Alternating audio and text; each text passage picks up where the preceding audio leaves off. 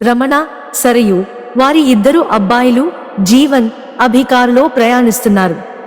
అసలు ఆ రోజు ఉదయం ఊరి ప్రయాణం పెట్టుకోగానే జానకమ్మ రమణని అడిగింది. ఈ రోజు ఆదివారం, పైగా అమావాస్య, ఈ రోజు ప్రయాణాలు వద్దు, మరో రోజు పెట్టుకోండిరా అని రమణ చెప్పాడు. అలా ఎలా అమ్మా, శశికాంత్ వాళ్ళు రేపే అమెరికా వెళ్ళిపోతున్నారు. 10 ఏళ్లుగా చూసుకోలేదు, ప్రాణ స్నేహితులం మేమిద్దరము ఒకరినొకరం. ఈ రోజు వాడి ఫ్యామిలీని, నేను నా ఫ్యామిలీని వాడు కలుసుకుని బోలెడు కబుర్లు చెప్పుకోవాలి. ఇలాంటి అమావాస్య భయాలు నువ్వు పెట్టుకోకు, నన్ను భయపెట్టకు, మేం జాగ్రత్తగా వెళ్ళొస్తాము అని చకచక బయలుదేరారు రమణ వాళ్ళు. జానకమ్మ మనసు కీడు శంకిస్తోంది, కానీ పిల్లలు వినట్లేదు. దేవుడికి ఇంకో 2 గంటలు ఎక్కువ పూజ చేసుకుంది మనసుని కుదుటపరుచుకోవటానికి.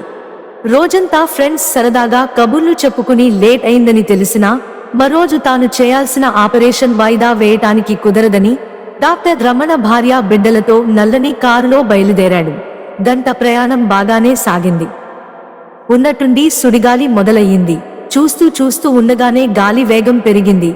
గాలి వేగానికి ఈలల శబ్దం తెలుస్తోంది. రివురివున వీస్తూ వీస్తూ గాలి ఉధృతం అవుతోంది. రోడ్డుకి అటూ ఇటూ ఉన్న చెట్లు ఊగిపోతున్నాయి. పొలాల్లో ఉన్న రేకుల షెడ్లుకి ఉన్న రేకులు గాలి తీవ్రతకు ఊడిపోయి రోడ్డు మీదకు కొట్టుకొచ్చి ఫ్లయింగ్ సాసర్ల లాగా ఎగిరొచ్చి బైకుల వాళ్లకు, కార్లకు ప్రమాదకరంగా తగులుతున్నాయి. రమణకు, సరయుకు జానకమ్మ మాటలు జ్ఞప్తికి వచ్చాయి. అమావాస్యరా, ప్రయాణాలు వద్దు అన్న మాట. ఇద్దరు ఒకరినొకరు చూసుకున్నారు. ఇద్దరికీ చిరుభయం మొదలయ్యింది. టపటపమని వడగళ్ల వాన మొదలయ్యింది. పెద్ద పెద్ద రాళ్ల సైజులో వడగళ్లు కారు మీద పడుతూ పెద్ద శబ్దం చేస్తున్నాయి. పిల్లలు ముందు సరదా పడ్డారు. కాసేపటి తరువాత ఆకాశానికి, భూమికి మధ్య నది పారుతున్న చందాన ఆగకుండా పడుతున్న పెద్ద వర్షానికి చాలా భయపడిపోయారు. రమణ అతి కష్టం మీద కారు డ్రైవ్ చేస్తున్నాడు. వాన కాస్త తెరిపినిచ్చింది. హమ్మయ్య అనుకుంటున్నారో లేదో, పెద్ద శబ్దంతో ఢామ్ అంటూ కారు టైరు పంక్చర్ అయ్యింది. అమ్మో అనుకున్నారు అందరూ ఒక్కసారి. కారణం ఇది అని తెలిసినా అందరూ ఒక్కసారి ఉలిక్కిపడ్డారు. టైం చూస్తే అర్ధరాత్రి 12 గంటలు. చెమ్మ చీకటి. రోడ్డుకి అటూ ఇటూ అడవిలాగా దట్టమైన చెట్లు. అప్పటి వరకు గ్లాసులు వేసుకునే ఉన్నారు కాబట్టి బయటి శబ్దాలు అంతగా వినిపించలేదు. అప్పుడే కారు టైరు చూడటం కోసం గ్లాసులు దించటం, డోర్ తెరిచి కారు దిగటం. రమణ కారు ఆపి కిందకు దిగబోతున్నాడు. ఛాప్ మని ఒక కారు విపరీతమైన స్పీడుతో రమణని దాదాపుగా తాకుతూ వెళ్ళిపోయింది. రమణ అప్రయత్నంగా అమ్మో అనేశాడు. గుండె ఢల్లనగా. అయ్యో ఏమయ్యింది అడిగింది కంగారుగా సరయు. ఏం లేదులే, ఏదో కారు మెరుపు వేగంతో పక్కనుండి వెళ్ళింది అని ధైర్యం చెప్పాడు రమణ సరయుకి. సరయు కూర్చున్న ముందువైపు కారు టైరు పంక్చర్ అయ్యింది. రమణ, జీవన్ టైరు మార్చటానికి కిందకు దిగి పని మొదలు పెట్టారు. అమావాస్య, అర్ధరాత్రి. అస్సలు ఏమీ కనిపించటం లేదు. ఫోన్ ఫ్లాష్ లైట్ వేసుకున్నారు. ఫోన్ ఛార్జ్ కూడా అయిపోవస్తోంది. ఫోన్ బ్యాటరీ అయిపోయేలోగా పని పూర్తవ్వాలి అని చకచకా పని చేస్తున్నారు రమణ, జీవన్. ఊ ఊ అని గట్టిగా దూరంగా నక్క ఒకటి ఊళ వేసింది. అది విని అభి అమ్మ ఏంటది అని దాదాపు ఏడుపు గొంతుతో అమ్మ చెయ్యి గట్టిగా పట్టుకుంటూ భయపడుతూ అడిగాడు. ఏం లేదు నాన్న, అది కూడా కుక్క అరుపే అంది అభిని.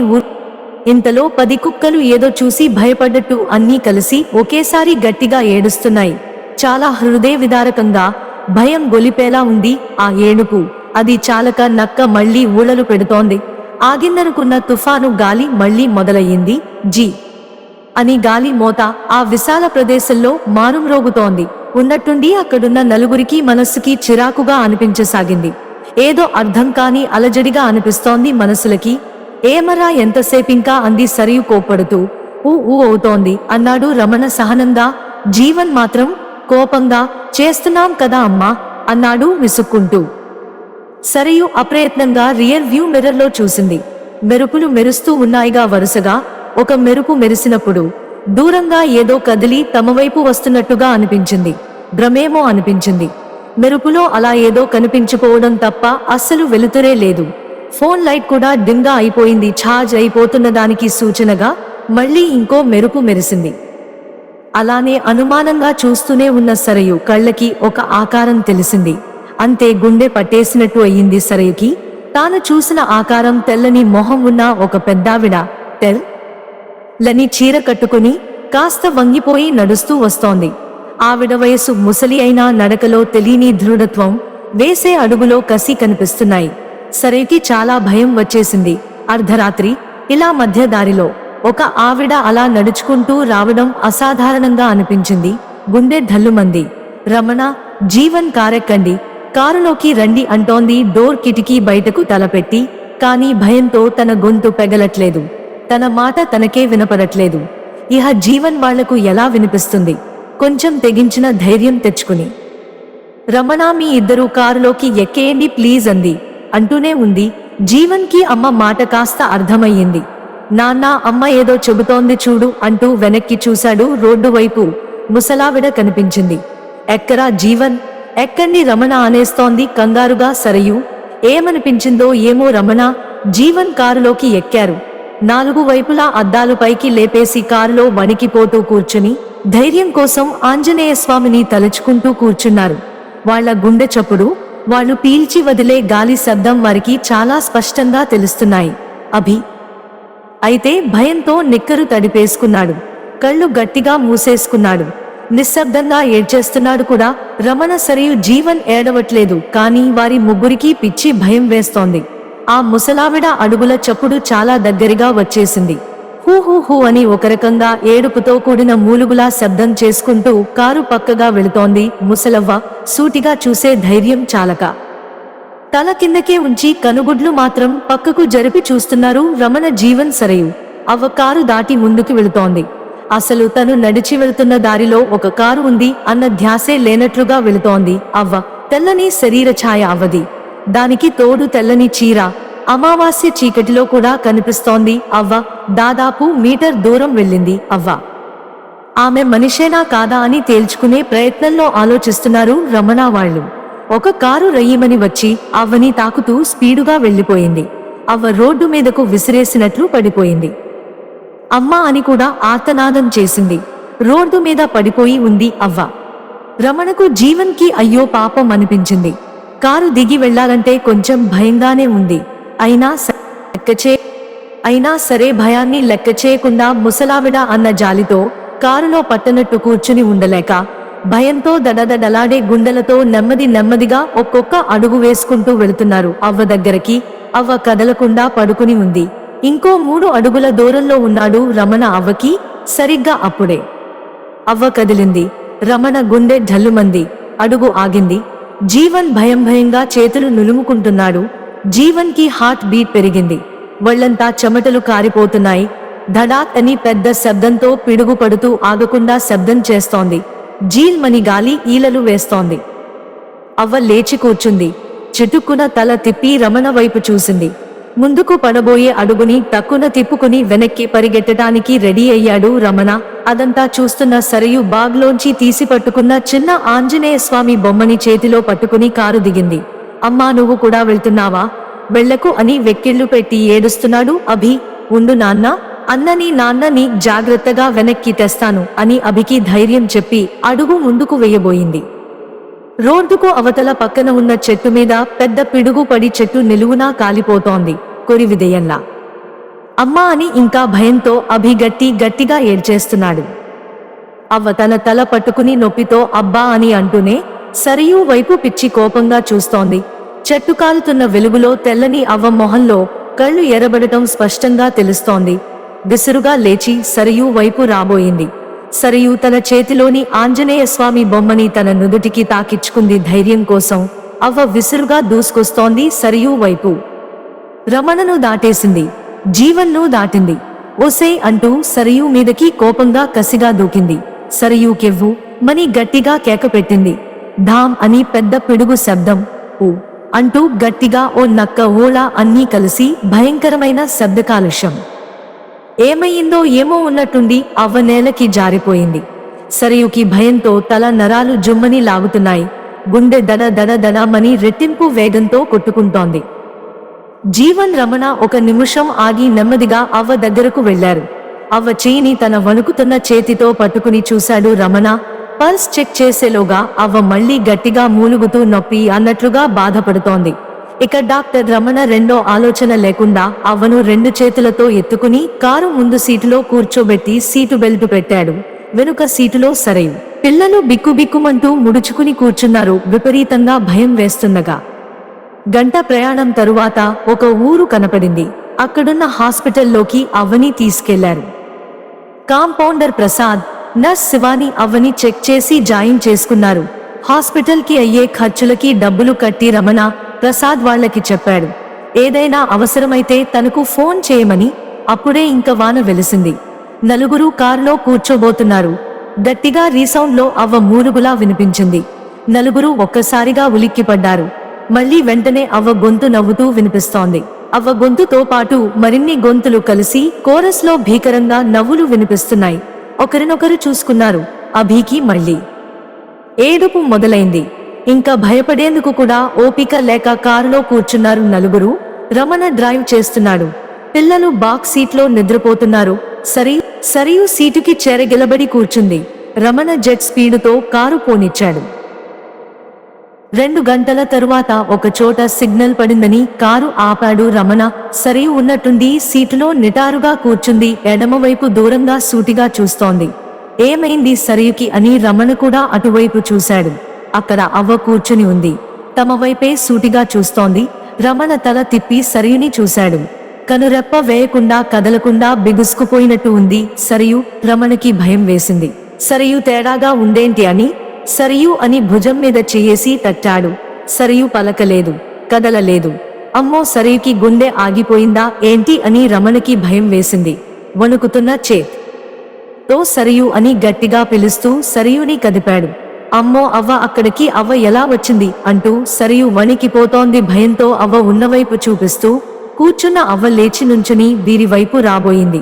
సరియుకి రమణకి పిచ్చిభయం మొదలైంది. తాను కారు ఇంత స్పీడుగా నడిపి ఎంత దూరం వస్తే తమ కంటే ముందే అవ్వ ఇక్కడికి ఎలా వచ్చింది, ఏమిటి మాయ అనుకుని అవ్వ వైపు చూశాడు రమణ. అవ్వ స్పీడుగా అడుగులు వేసుకుంటూ తమ కారు వైపు వచ్చేస్తోంది. సరియుకి చెమటలు కారిపోతున్నాయి భయంతో. అవ్వ గాయానికి ఇందాక హాస్పిటల్లో నర్స్ శివాని శుభ్రం చేసి కట్టుకట్టింది. ఇప్పుడు చూస్తే అవ్వకి మొహాన గాయం, ఇంకా రక్తం కారుతూనే ఉంది. అవ్వ 4 అడుగుల దూరంలో ఉంది. కారుకి గ్రీన్ సిగ్నల్ పడింది. అంతే, రమణ అవ్వకి అందకుండా రహీమని కారుని ముందుకి పోనిచ్చాడు. అలా అరగంట ప్రయాణించాక ఒక పక్కన కారు ఆపాడు. అసలు హాస్పిటల్లో ఉన్న అవ్వ ఇక్కడికి ఎలా వచ్చింది అని సందేహం తీర్చుకుందాము. అవ్వ హాస్పిటల్లో ఉందా లేదా అని హాస్పిటల్కి ఫోన్ చేశాడు. కాంపౌండర్ ప్రసాద్కి గాని నర్స్ శివానీకి గాని ఫోన్ ఇమ్మన్నాడు. రమణ ఫోన్లో మాట్లాడే అతనితో ఎవరు కావాలి అన్నాడు అవతలి అతను. ప్రసాద్ని కానీ శివానీని కానీ పిలవండి అన్నాడు రమణ. మీకేమన్నా పిచ్చా సార్? కాంపౌండర్ ప్రసాద్ని నర్స్ శివానీని కిందటి సంవత్సరం ప్రేమించుకుని కులాంతర వివాహం చేసుకున్నారని శివానీ వాళ్ళ అమ్మే చంపించేసింది. నా చేత్తో నేనే వాళ్లకి ఆఖరి కర్మలన్నీ చేశాను.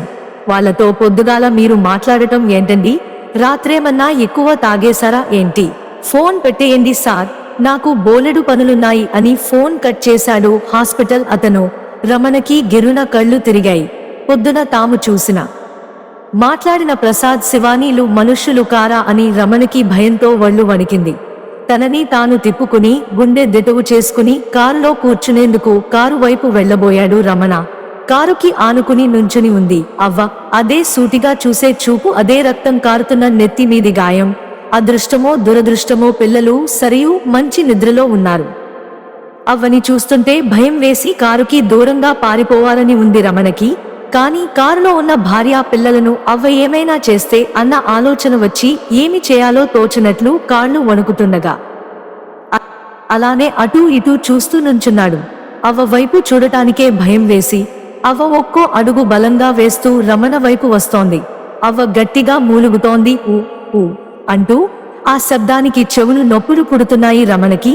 అవ్వ బలంగా వేస్తున్న అడుగులకి రమణ దగ్గరకు అవ్వ వస్తున్న కొద్దీ కాళ్ల కింద నేల అదురుతోంది రమణకి. తల్లి నిత్యం పూజించే సాయిబాబాని మనసారా తలుచుకుంటూ ధైర్యం తెచ్చుకుంటున్నాడు రమణ. తన మెడలోని ఆంజనేయ స్వామి లాకెట్ని చేతితో గట్టిగా పట్టుకున్నాడు. తనకి తాను ధైర్యం చెప్పుకుంటూ అవ్వ దగ్గరకొచ్చి, నా బిడ్డలు, నా మనవరాలు శివానీని తాను మనసారా ప్రేమించిన ప్రసాద్ని ఒకే కులం కాదని ఊరు వెలేశారు. ఒకప్పటి పాత తరం దాన్ని అయినా కూడా మూర్ఖించకుండా నేనే ఏం పర్లేదు కులం ఇవ్వని సంతోషం ప్రేమ ఇవ్వగలదరా అని నా మనవరాలికి మద్దతు పలికాను. కానీ నా కోడలు ఇదిగో ఇక్కడుందే నీ పెళ్ళాంలానే ఉంటుంది. నా బిడ్డలిద్దరినీ కొత్త పెళ్లి కొడుకు కొత్త పెళ్లి కూతురని కూడా చూడకుండా మీ కారు అడవిలో ఆపారే అక్కడే చంపించిందయ్యా. వాళ్ళ కోసం అందరినీ తిట్టి గుండాగి నేను చచ్చిపోయాను. నేను చచ్చిపోయాక నాకు శివాని ప్రసాద్లు ఎక్కడా కనపడలేదు. వారి కోసం వెతుక్కోవటానికి రోజు అర్ధరాత్రి మీరు కారు ఆపారే అక్కడికి వస్తూ ఉంటా. కానీ ఏ రోజు వారు కనపడరు. వారు కనపడకపోయేటప్పటికీ నిరాశతో నా కోడలిని చంపేయాలన్నంత కోపం వస్తుంది నాకు. ఇవాళే హాస్పిటల్లో మళ్ళా కలుసుకున్నా నా బిడ్డలిద్దరిని ఇన్నాళ్లుగా ఎక్కడెక్కడ తిరిగారో నాకు కనపడనేలేదు. మీ పుణ్యమా అని నాకు ఈ రోజు కనపడ్డారు. చాలా థాంక్స్ బాబు. అది చెబుతామనే మీ వెనకెనకాలే తిరుగుతున్నా 2 గంటల నుంచి. అబ్బా అంత స్పీడేంటి బాబు కారు నడపటం? జాగ్రత్తగా నడపాలి కారు. నీ స్పీడ్కి అందుకోలేకపోయా. ఎంత గాలిలో రయ్యమంటూ నేను ఎగురుకుంటూ వచ్చినా కూడా మధ్యలో ట్రాఫిక్ జామ్ ఒకటి నా ప్రాణానికి. ఈ హైవేల మీద స్పీడుగా డ్రైవ్ చేసి చచ్చిపోయినోళ్లు బొచ్చడు మంది తయారయ్యారు ఈ మధ్య. వాళ్ళంతా తెగ అడ్డొచ్చేశారు గాలిలో. సరే బాబు థాంక్స్ చెప్పేసాగా ఇహ పోతా నేను. సేఫ్ డ్రైవింగ్ బాబు. స్పీడ్ తగ్గించి నడుపుకో. అన్ని విధాలా మంచిది. బై బై అని మాయమైపోయింది. అవ్వ హమ్మయ్యా అనుకుని ఊపిరి పీల్చుకున్నాడు రమణ. త్వరగా ఇల్లు చేరాలి. అమ్మకి టెన్షన్ తప్పించాలి అనుకున్నాడు. కారు స్పీడు మాత్రం 80కి మించి పెంచలేదు రమణ. సేఫ్టీగా ఉంటే మంచిదని.